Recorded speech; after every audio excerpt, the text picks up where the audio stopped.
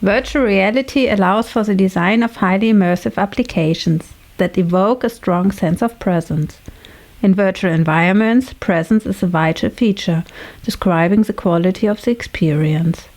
However, events like blackouts or transitioning from virtual worlds to the physical world to respond to questionnaires can potentially break that experience and lead to a so-called break in presence. A break in presence is associated with physiological effects, disorientation, and losing the sense of control. To measure presence or other subjective measurements, researchers often rely on questionnaires. Recent research has already started to embed questionnaires into the virtual environment. Participants can stay in virtual reality to answer questionnaires and do not need to transition from virtual worlds to the physical world to respond to the questionnaires, which can potentially lead to systematic biases. Such in-VR cues may ease participation, reduce a break in presence, and avoid undetermined biases. We investigated the effects of question asking in VR in a user study comparing 3 different interruptions in a VR experience. First, a blackout. Second, asking participants to fill out a questionnaire within the virtual environment. And third, asking participants to take off the HMD and transition to the physical world and answer a screen-based questionnaire. As an objective measurement of presence, we assessed biosignals during the user study. We equipped our participants with a chest strap to measure respiration rate and respiration amplitude, a blood volume pressure sensor to measure the heart rate and heart rate variability, and a skin conductance sensor to measure the electrodermal activity. These biosignals are in alignment with physiological measures of presence and a break in presence from the literature. We attach the blood volume pressure and skin conductance sensors to the non-dominant hand of the participants and ask them to let their hand hang down and avoid movement. To create a virtual experience that is breakable, we created a simple shooting task in which the participants stand on a tower. The task was to protect the tower against drones that flew towards the tower. The participants shoot the drones using the VR controller in their dominant hand. The drones spawned at 2 random positions so that the participants had to turn around frequently to protect their tower. To realize different levels of presence, we altered the visual and oral fidelity of the virtual environment. For the HiFi variant, we used high-resolution textures, sounds, physics simulation, and particle effects. The Lo-Fi environment only consisted of primitive mesh objects, which approximated the HiFi objects without particle effects nor sounds. We paid attention to design both fidelity variants with comparable difficulty and only altered the visual and sounds with the same hidden models for collision detection. To assess subjective measurements during the study, we used 2 different questionnaire modalities. We compared a classical out-of-VR questionnaire with an implementation of an in-VR questionnaire. For the in-VR queue, we placed a world-referenced UI showing the question text and answer options.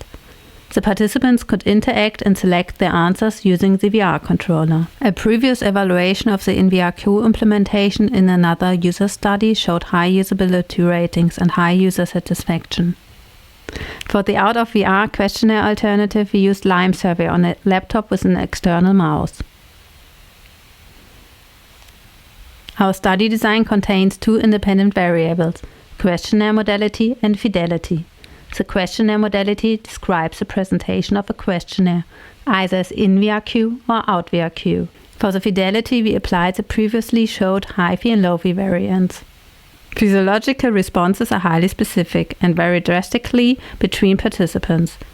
Thus, we choose a within-subject design with repeated measures for the questionnaire modality. This also allows the participants to compare both assessment methods and find a questionnaire. The order of the questionnaire modality was randomized. The fidelity instead was implemented as between subjects condition. Each questionnaire condition consisted of the same steps. The participant started with a 1-minute tutorial, which was interrupted by a sudden blackout. This blackout event served as a reference for the detection of BIP events within the biosignals. Afterwards, the participant played 2 game rounds. Each game round was followed by a PANS questionnaire to assess the player experience. We conducted both PENs within one condition using the same questionnaire modality, either within or out of VR. After a final third game round, the participant left the VR and filled out an IPQ to assess the sense of presence. The IPQ at the end of each condition was assessed only outside VR. Let's have a look at the results of our user study. We start with the subjective measurements. First, the PENs, which was assessed twice per questionnaire condition, in total 4 times per user. We measured positive rating against neutral score on competent, presence and intuitive control, but negative scores on autonomy and relatedness within both fidelities. Our analysis revealed no main effect of fidelity or questionnaire modality, but on the order of the questionnaires. To validate that we created a breakable experience, we assessed the IPQ at the end of each questionnaire condition, in total twice per user. For the IPQ, we measured positive scores against neutral for the subscales, general presence, spatial presence and involvement. We could not measure any main effect or interaction effect of questionnaire modality or fidelity on any subscale. To analyze the user's performance, we measured the number of killed drones during a game round. The analysis allowed us to check whether question asking has an effect on the performance in the following game round. For both game rounds which came after a questionnaire event, we measured no main effect on the questionnaire modality. For fidelity, we could observe that participants performed slightly better in the low-fi variant. As expected, the participants performed significantly better in the third game round than in the second one. Furthermore, we analyzed the completion time for the game experience, including the times for filling out the PENs questionnaires. This was significantly reduced in the in-VR condition.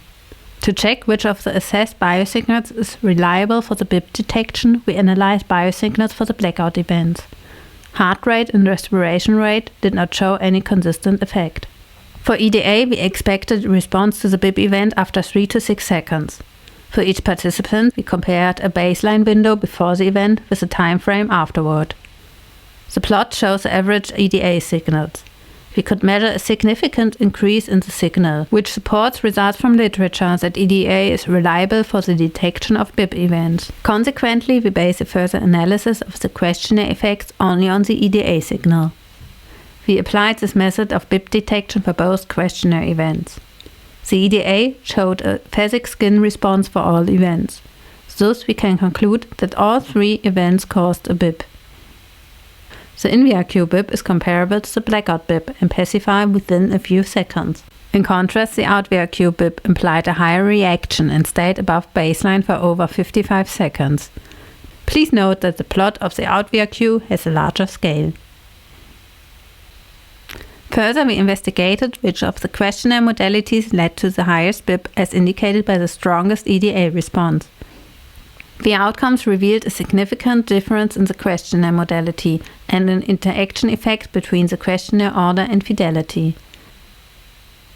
Fidelity did not show a main effect, and we did not observe additional interactions. The out-VRQ BIPs led to a higher BIP than the in-VRQ BIPs, with a medium effect size. Although this effect size is medium, we measured it in a realistic setup, not forcing for exaggerated BIPs. These differences might become more prominent as participants are immersed in longer VR sessions or with more demanding tasks. In this work, we conducted a laboratory user study with 50 participants. We compared questionnaires in VR with PC questionnaires using 2 fidelity levels. We assessed physiological signals to compare the effects of question-asking methods on the sense of presence. Our results show clearly that in-VR questionnaires can reduce the break in presence in comparison to out-of-VR question asking. With this, we come to the end of this presentation. Thank you for your attention. For details, we refer to the paper. If you have further remarks or questions, please contact us using the given email address.